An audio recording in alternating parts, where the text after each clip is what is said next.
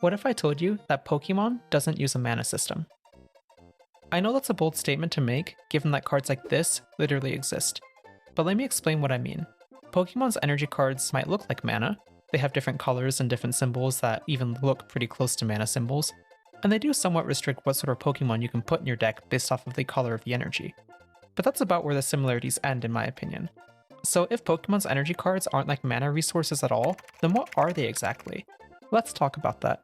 In this video, I want to talk about resource systems in games and how I think Pokemon's energy isn't like a mana system at all. Resources exist in a game to restrict the actions that you can take in a given turn. There's two main ways that I've seen card games restrict these actions. These are either by making the cards cost mana, or by limiting the amount of cards and actions you can do on a given turn or in a given game. I'm going to refer to these two as mana economies and action economies. First, let's talk about mana economy. What do I mean by this? Well, Magic was the first big trading card game, and it helped blaze the trail for future games to follow. When Magic was being developed, the designers needed to figure out a system that they wanted to implement that would help control the flow of their game. Their solution was to make cards cost resources to play. Magic's developers decided to put these resources directly into the deck as lands that you have to manually draw. This means that about 35 to 40% of a deck is lands or mana sources, on average. Over the course of a game, you accumulate more and more lands that produce mana, and then you use these mana sources to play your cards. And so these lands restrict the more powerful effects of your deck to be used only in the later parts of the game. So on turn 1, you can cast a card like Llanowar Elves, but you have to wait till turn 4 to cast a card like Oroboid. And also on these later turns, having these resources accumulated gives you some decision making to do. Do you want to play one powerful card, or some weaker cards that you can play multiples of in that turn? So after Magic was developed and it got popular, many other future card games copied this. Hearthstone in the early 2010s copied this by having a system like mana, but instead of having to draw them out of your deck, they just automatically accumulate over the course of a game. Star Wars Unlimited has a similar system to Hearthstone because you're always adding 1 mana per turn, but instead of having it just automatically accumulate like in Hearthstone, you instead draw 2 cards at the start of your turn, and then choose 1 card from your hand to put face down, almost like a land in Magic. And if you remember Legends of Runeterra, its mana system was particularly neat. It was like Hearthstone where you automatically added 1 mana per turn, but unlike most games where unused mana was wasted, in Runeterra, you could bank up to 3 extra unused mana as what they called spell mana.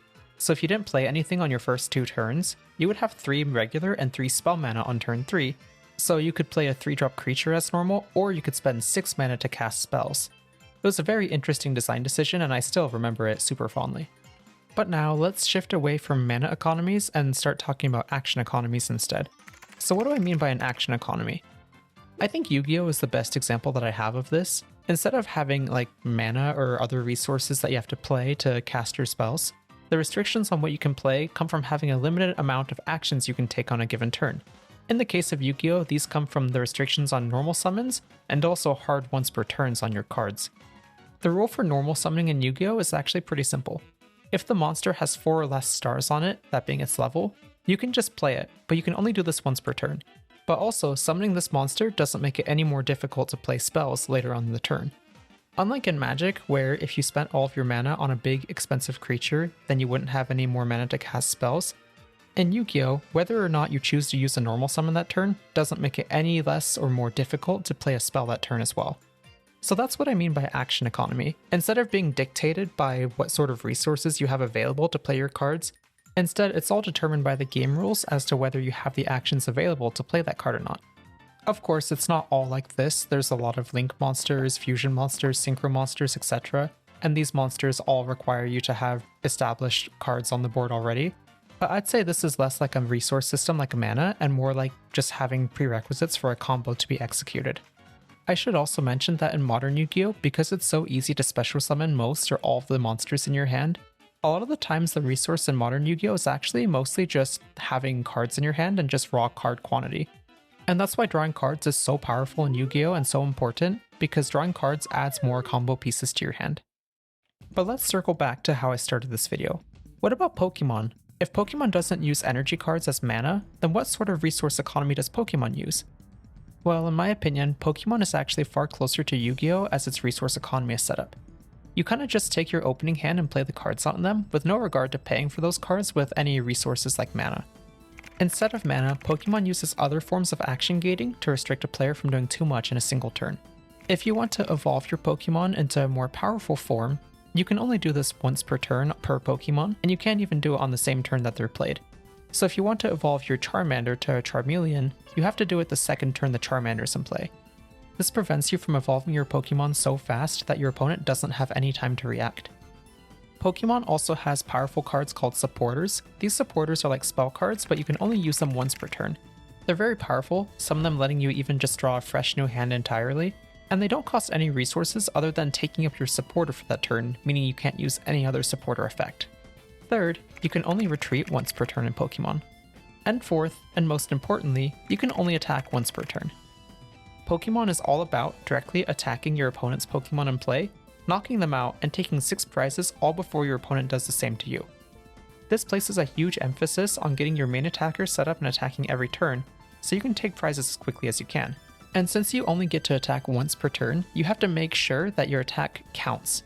And that's why attacking is such an important resource in Pokemon. The best example I have to support this is the card Bidoof.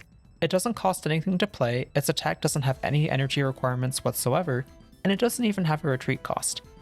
Plus, its effect is very powerful, as preventing your opponent from playing any item cards early game really slows the game down in your favor.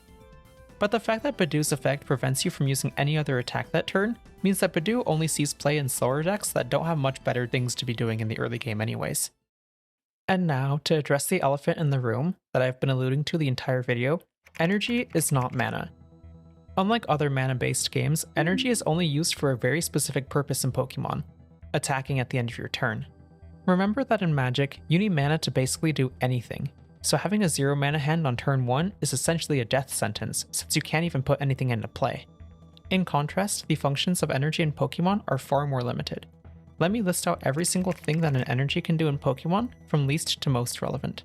Energy can be used as generic discard fodder for cards like Ultra Ball. Energy can be used to be comboed with abilities like Teal Dance or concealed cards. Energy can pay for retreats. And, most importantly, energy can pay for attacks. Many decks don't care about energy at all, except for getting enough attached to their main attacker to fire off attacks at the end of the turn. In this way, energy are almost like combo pieces that you need to get to attack, rather than resources to accumulate to play powerful cards. For example, if you want to attack with an Alakazam at the end of your turn, getting the Alakazam itself into your hand is just as important to getting the psychic energy into your hand. It's not like the psychic energy has to be used to power up into the Alakazam. They're both just combo pieces that are used to fire off that attack at the end of the turn. You don't need to accumulate energy on your board over the course of a game in Pokemon like you do in other mana-based games. In some decks like Dragapult, it's more important to hit your energy drops per turn like you have to hit your mana drops per turn in Magic. But even then, there's cards like Crispin that can be used to combo so you can skip an energy attachment per turn. And I know what you might be thinking. Crispin looks exactly like a card like Cultivate, but let me tell you how they're different. Cultivate is used in Magic as a ramp spell to accelerate you into the mid to late game faster. But in Pokemon, all that Crispin does is just sets up your attack for that turn. If you really want to compare Crispin to a Magic card, it's most comparable to a card like Desperate Ritual more than anything else. Both of these cards are used like short bursts of mana that you can get access to just for a single turn. Oftentimes the card you're attaching the extra energy to with Crispin is going to get knocked out the next turn anyways. It's not a permanent land that's going to boost you for the rest of the game, like the ramp you get from Cultivate is. There's even been some decks that literally only use energy for their secondary effects and not even as a resource whatsoever. The much hated Snorlax Stall deck only used jet energy to move their Pokemon around and enriching energy to draw cards. And so, I hope you can see how the comparisons of energy in Pokemon to mana in Magic are just surface level. They're both colorful, they both go into your decks, and I'll admit that Pokemon's energy symbols look pretty similar to the mana symbols in Magic. But that's about where the similarities end, in my opinion. So to conclude, card games are balanced by having their cards cost mana resources to play, and also by having certain game actions be restricted to only be able to be performed a limited number of times. In games like Magic, you can generally do whatever you want as long as you've built up the mana base to pay for it. Whereas in games like Yu-Gi-Oh!, you can generally play your cards for low cost initially, but once you perform an action with a hard once per turn, like a normal summon, you can't do it again until the next turn. In Pokemon, despite having energy cards that look similar to mana cards in Magic, actually has an economy that functions far more like an action-based economy than a resource-based economy. Anyways, thanks for watching my video. Remember to leave a like if you enjoyed it and a sub so you don't miss my next one. And leave a comment as well if you have any thoughts about this video. I love being able to foster discussions in my comments and reading what you guys all have to say. Again, thanks for watching my video, and as always, have a wonderful day.